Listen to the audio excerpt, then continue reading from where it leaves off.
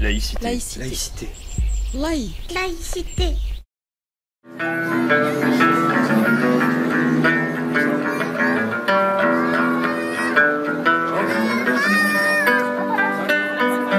Elle est comme ça, elle est comme ça.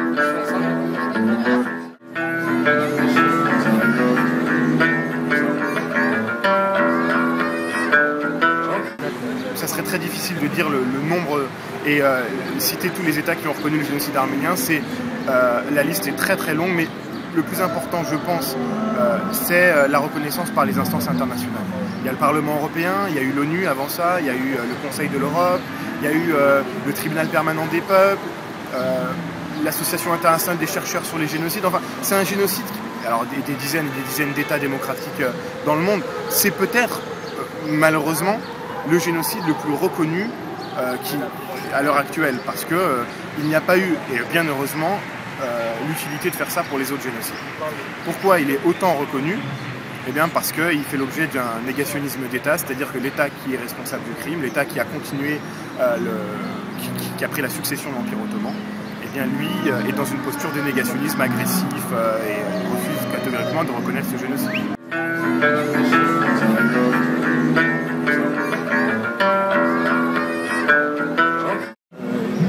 C'est le négationnisme. Aujourd'hui, le thème central pour ce qu'on appelle la cause arménienne, et nous tous ici, nous en sommes des défenseurs plus ou moins actifs. Alors, cause arménienne, ça peut paraître quelque peu dans le contexte actuel communautariste. Parce que c'est vrai que pourquoi en France défendre une cause arménienne? Alors, cause arménienne, c'est un mot qui à la base est beaucoup plus universaliste que ce dont il a l'air aujourd'hui. Cause arménienne est un mot qui a été inventé par Jaurès à l'Assemblée lorsqu'il était député, et lorsqu'il demandait à ce qu'on sauve les Arméniens. Et il a créé avec d'autres, beaucoup d'anciens supporters de Dreyfus, ce qu'on a appelé plus tard la cause arménienne. C'était le mouvement pro-Arménia notamment. Alors aujourd'hui, l'important pour la cause arménienne, c'est la question du négationnisme. Premièrement, le négationnisme est un négationnisme très particulier, en ce sens qu'il est alimenté, il est créé et il est l'œuvre de l'État qui a fait le génocide. Donc c'est assez compliqué. C'est un négationnisme qui est diffusé dans la société turque, par l'État turc, l'éducation nationale, les manuels scolaires, les médias, les partis politiques. Malheureusement, les deux seules choses les trois choses qui unissent la très grande majorité des Turcs, c'est leur religion, c'est leur nationalisme et c'est la négation du génocide des Arméniens qui va avec ce sentiment nationaliste. Alors, ce négationnisme est omniprésent en Turquie. Il est imposé par l'éducation, il est imposé par la loi. L'article 301 du Code pénal turc interdit de parler ou même d'évoquer le génocide des Arméniens. Nombre d'intellectuels qui essayent d'apporter une voix nouvelle dans cette doxa négationniste en Turquie sont condamnés par cet article-là devant les tribunaux qui sont vraiment assez sévères avec eux. Et d'autres sont contraints à l'exil.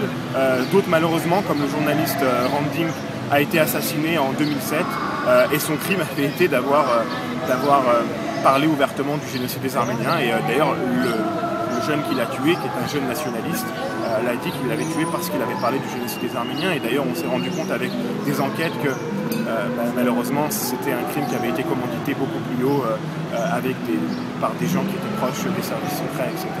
Le négationnisme aujourd'hui s'est exporté en Europe, en Occident, aux États-Unis, particulièrement en France où la communauté arménienne est grande, et on se rend compte que partout où il y a des Arméniens, eh bien, le négationnisme est exporté de manière très virulente.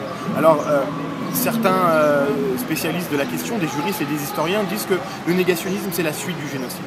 Le négationnisme c'est le parachèvement et la ponctuation du génocide. Par le négationnisme, l'État turc et ses complices zélés essayent d'effacer les traces de la culpabilité des bourreaux, essayent et maintiennent cet état de victimisation d'un peuple, de discrimination et de racisme finalement. Parce que le négationnisme a une base idéologique et de nationalisme, c'est cette même base qui est à l'origine du génocide.